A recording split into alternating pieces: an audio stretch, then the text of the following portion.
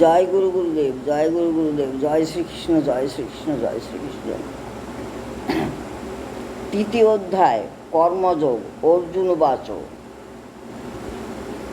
অর্জুন বলিলেন, হে জনার্দন, হে কেশব, কর্মাপেক্ষা জ্ঞানী যদি তোমার মতে শ্রেষ্ঠ হয়, তাহা হইলে কি নিমিত্ত আমাকে হিংসাদি অনেক আয়াসসাধ্য কার্যে নিয়োগ করিতেছ?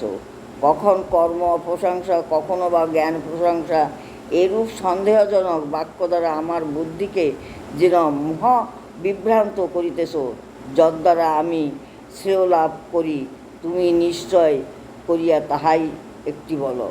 শ্রী ভগবান বলিলেন, হে অনগ, ইহলোকে নিষ্ঠা দুই প্রকার, ইহা আমি পূর্বেই বলিয়াছি। জ্ঞানীর জ্ঞান নিষ্ঠা এবং কর্মীর কর্মনিষ্ঠা।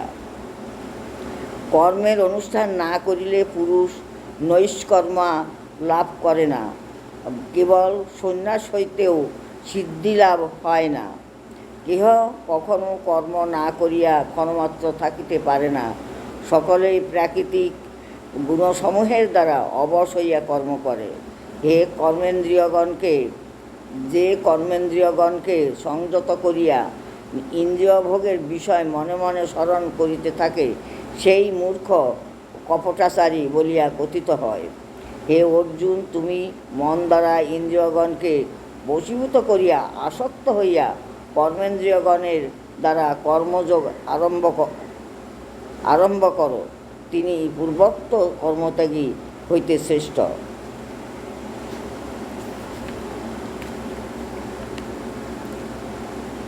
তুমি নিত্য কর্ম করো, কর্ম না করো। অপেক্ষা কর্ম করাই প্রধান কর্ম। না করিলে তোমার শরীর যাত্রাও নির্বাহ হইবে না। যজ্ঞার্থ ব্যতিরেকে অন্য কর্ম করিলে লোক কর্মবন্ধন হয়। এই কৌন্তেয়, তুমি আসক্তিশূন্য হইয়া ঈশ্বর উদ্দেশ্যে কর্ম করো। পূর্বে ব্রহ্মা যজ্ঞের সহিত প্রজাগণ সৃষ্টি করিয়া বলিয়াছিলেন, ইহা দ্বারা তোমরা বর্ধিত হও, এই যজ্ঞ তোমাদিগের অভীষ্টপ্রদ হোক। এই যজ্ঞ দ্বারা দেবতাদিগকে ভাবনা করো এবং সেই দেবতাগণ তোমাদিগের জন্য ভাবনা করুন। এইরূপ পরস্পর ভাবনা করিয়া পরম শ্রেয় লাভ করো। যজ্ঞভাবিত দেবতাগণ তোমাদিগকে ইষ্টভোগ সকল প্রদান করিবেন। এই দেবদত্ত ভোগ লাভ করিয়া যে ব্যক্তি তাহাদিগকে না দিয়া স্বয়ং ভক্ষণ করে, সেই ব্যক্তি চোর। যজ্ঞাভিষ্ট ভোজী সাধু ব্যক্তিগণ সকল পাপ হইতে মুক্ত হন। আর যাহারা আপনার জন্য অন্নপাক করে, সেই পাপাত্মাগণ পাপই ভোগ করিয়া থাকে।